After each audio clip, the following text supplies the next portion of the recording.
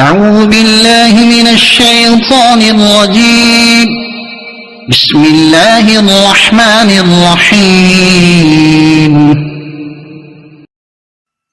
پناہ مانگتا ہوں اللہ کی شیطان مردود سے۔ شروع اللہ کے پاک نام سے جو بڑا مہربان نہایت رحم والا ہے۔ فنادته الملائكة وهو قائم يصلي في المحراب أن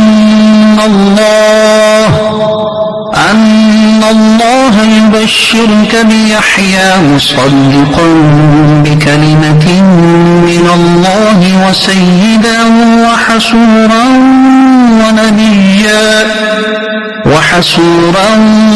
ونبيا من الصالحين۔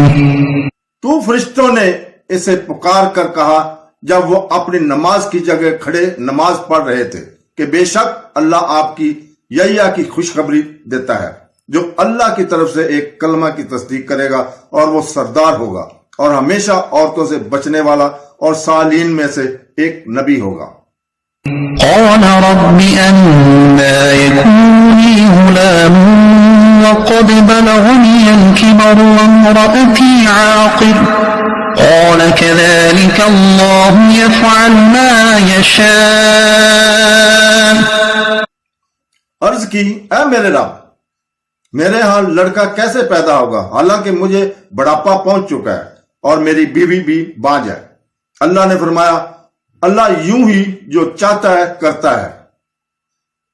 قال رب اجعل لي آية قال آيتك ألا تكلم الناس 3 أيام إلا رمزا واذكر ربك كثيرا وسبح بالعشي والإبكار۔